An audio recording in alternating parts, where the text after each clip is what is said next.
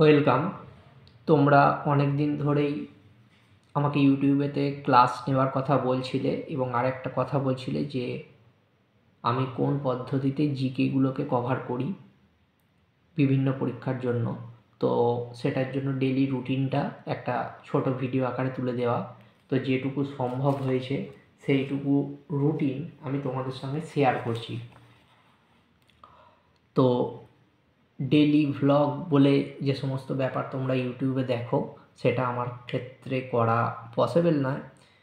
কিছু বাধ্যবাধকতা থাকে, যার জন্য তোমরা যেটা বলেছিলে যে কীভাবে একটা চ্যাপ মানে একটা পরীক্ষার টোটাল সিলেবাসকে কভার করা সম্ভব, বা আমি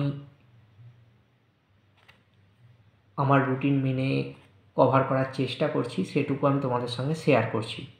দেখো, আমার কাছে প্রথমত একটা এরকম A4 বা লম্বা পেপার তোমরা দেখতে পাচ্ছ, এরকম পেপার আছে। এখানেতে তোমরা বিভিন্নভাবে দেখতে পাবে, বিভিন্ন ক্যাটাগরিকে আমি ভাগ করে রেখেছি। এই দেখো, এদিকে রয়েছে কম্পিউটার, এদিকে রয়েছে ফিজিক্স, এদিকে রয়েছে রিজনিং, এদিকে রয়েছে কারেন্ট অ্যাফেয়ার্স, এদিকে রয়েছে ম্যাথ।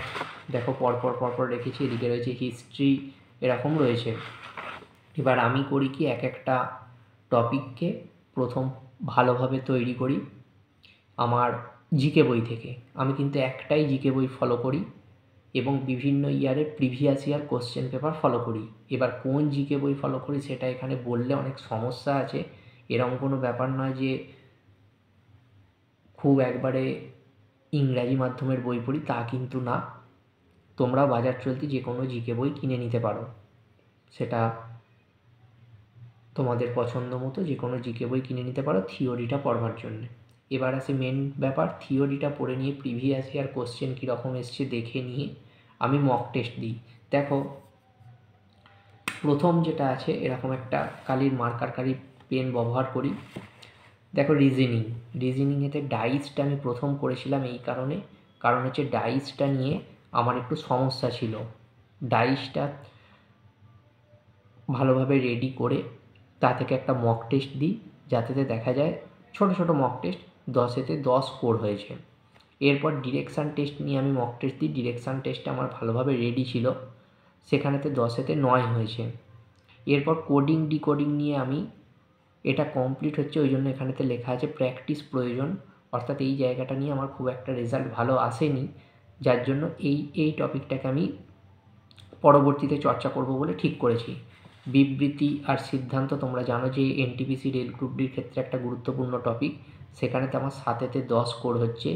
ইনইকুয়ালিটি 10-এ 10 হয়েছে, প্রথমবার 7-এ 7 হয়েছে, 10-এ 7 হয়েছে। মানে এটা বোঝা যাচ্ছে যে প্র্যাকটিস করলে বা মক টেস্ট দিলে তোমাদের কিন্তু উন্নতি হবে, এবং যদি তোমরা প্রিভিয়াস ইয়ার চর্চা করো।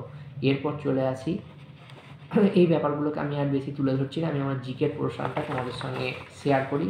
দেখো, প্রথম আছে পল সায়েন্স, যেটা পড়তে অনেকেরই হয়তো একটু অসুবিধা হয়। সেখানে প্রথম যে টপিকটা আমি পড়েছি ভারতের রাষ্ট্রপতি, উপরাষ্ট্রপতি, তারপর হচ্ছে সাংবিধানিক সংস্থা, তারপর হচ্ছে সরকারি ভাষা, তারপর হচ্ছে সংবিধানের প্রস্তাবনা। এইগুলো আমি ভালোভাবে রেডি করেছি। করার পর মৌলিক অধিকার। দেখো, মৌলিক অধিকার নিয়ে যখন পড়েছি তা থেকে মক টেস্ট দিয়েছি, 10-এ 10 স্কোর হয়েছে। পঞ্চবার্ষিকী পরিকল্পনা তোমরা জানো একটা গুরুত্বপূর্ণ টপিক, তাতে ছোট মক টেস্ট দিয়েছি, তাতেও 10-এ 10 স্কোর হয়েছে। গণপরিষদ রচনার ইতিহাস পড়েছি। তারপর হচ্ছে সাংবিধানিক সংস্থা, তাতে মানে 10-এ 8 হয়েছে। বিচার ব্যবস্থা পড়ছিলাম, সুপ্রিম কোর্ট, হাইকোর্ট, সেটা নিয়ে কোনো মক টেস্ট এখনও পর্যন্ত আমি দিয়ে উঠতে পারিনি, ভবিষ্যতে মক টেস্ট দেবো। এরপর দেখো, ফিজিক্স আর কেমিস্ট্রির ব্যাপারটা একটুখানি, কেমিস্ট্রি থেকে ধাতু নিষ্কাশন পদ্ধতি পড়েছি। কেমিস্ট্রি মানে যে টপিকগুলো থেকে সবচেয়ে বেশি প্রশ্ন আসে সেইগুলোকে আমি সামনে রেখেছি। কেমিস্ট্রি ইন এভরিডে লাইফ থেকে প্রচুর প্রশ্ন এসছে, ওখান থেকে আমি 2টো মক টেস্ট অ্যাটেন্ড করেছিলাম, একটায় 10-এ 7, একটায় 10-এ 6। পদার্থের অবস্থার পরিবর্তন ছিল, রাসায়নিক বিক্রিয়া ছিল, এগুলোতে একটা অ্যাভারেজ স্কোর আমার আসছে। মানে এই জায়গাগুলোকে আরও ভালোভাবে তৈরি করতে হবে, এটা বোঝা যাচ্ছে। হিস্ট্রিটা দেখো আমার খুব ভালো রেডি হয়ে গেছে। সিপাহি বিদ্রোহ কীরকম স্কোর এসছে, সুলতানি সাম্রাজ্য, ভাইসরয়, প্রাচীন ভারতের ইতিহাস, ইত্যাদিগুলোর ওপর মক টেস্ট আমি দিয়েছি। ম্যাথামেটিক্সের ওপরও মক টেস্ট তোমরা দেখতে পাচ্ছ, পেজের উল্টো দিকে কিছুটা দেখা গেছে। এরপর আছে একটা ব্যাপার, যেটা হচ্ছে কম্পিউটার। এটা নিয়ে বেশি জন তো এটা নিয়ে পড়াশোনা করছে না, বা এইটা থেকে কিন্তু 2 নাম্বার করে কোশ্চেন প্রায় আসছে, 2 নাম্বার ওয়েটেজের তুলনায় হয়তো কম, কিন্তু গুরুত্বপূর্ণ একটা বিষয়। দেখো এখানে কম্পিউটারের ইন্ট্রোডাকশান অর্থাৎ বিভিন্ন জেনারেশান সম্পর্কে বলা আছে, 5টা জেনারেশান তোমরা জানো, সেখান থেকে পড়ে আমি পরীক্ষা দিয়েছি, আমার স্কোর কিন্তু খুব একটা ভালো হয়নি, 10-এ 4, 10-এ 6 এরকম হয়েছে। ইন্টারনেট থেকে দিয়েছিলাম 10-এ 5। কম্পিউটারের একটা গুরুত্বপূর্ণ টপিক হচ্ছে মেমোরি, র্যাম রম, এইগুলোই এই টপিকেতে আসে। এখান থেকেও আমি মক টেস্ট দিয়েছিলাম, এখানে 10-এ 5, 10-এ 7 এরকম স্কোর হচ্ছে, অর্থাৎ অ্যাভারেজ স্কোর হচ্ছে, খুব একটা ভালো স্কোর হচ্ছে না। এটার কারণটাই হচ্ছে কম্পিউটার সম্পর্কিত স্টাডি মেটেরিয়াল কিন্তু খুব একটা অ্যাভেলেবেল নেই। এর পরবর্তী একটা পেজ আমি তোমাদের সঙ্গে শেয়ার করি, দেখো বাকি পোর্শানগুলো, যে পরীক্ষাগুলোকে আমি প্রিভিয়াস ইয়ার চর্চা করছি, এবং এখানে একটা ডেট লেখা আছে, হয়তো এগুলো এই সামনের এই ক্যালেন্ডার থেকেই নেওয়া, আমার ডেটগুলো মনে পড়ছে না।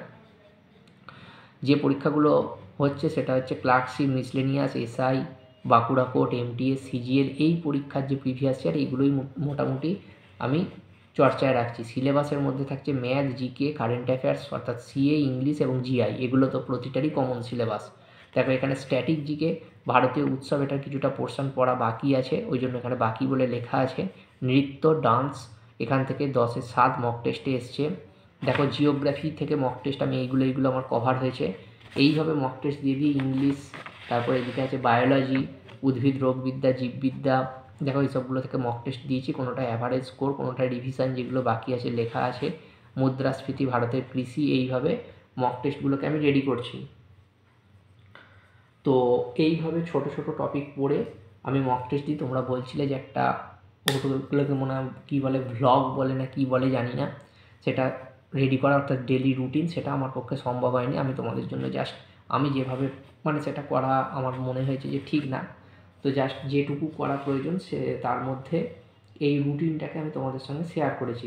দেখো এই রুটিনের মধ্যে তোমরা কম বেশি সমস্তটাই পেয়ে যাবে, যে বুঝতে পারবে যে কীভাবে ছোট ছোট টপিকগুলোকে পড়ে। দেখো এখানে হরমোন, বাস্তুতন্ত্র, চলন গমন, জনন, বংশগতি, এগুলো সব একে একে কমপ্লিট করেছি এবং তা থেকে মক টেস্টগুলো দিয়েছি। তো তোমরাও এরকম ছোট ছোট পার্ট অর্থাৎ টপিক ধরে মক টেস্ট দিতে পারো, এবং সেই টপিকগুলো ধরে মক টেস্ট দিয়ে কীরকম নাম্বার আসছে কমেন্টে জানাতে পারো, এবং আমি যে প্রিভিয়াস ইয়ার চর্চা করাচ্ছি সেই প্রিভিয়াস ইয়ারের ক্লাসে অংশগ্রহণ করতে পারো, তাহলেও তোমাদের সুবিধা হবে।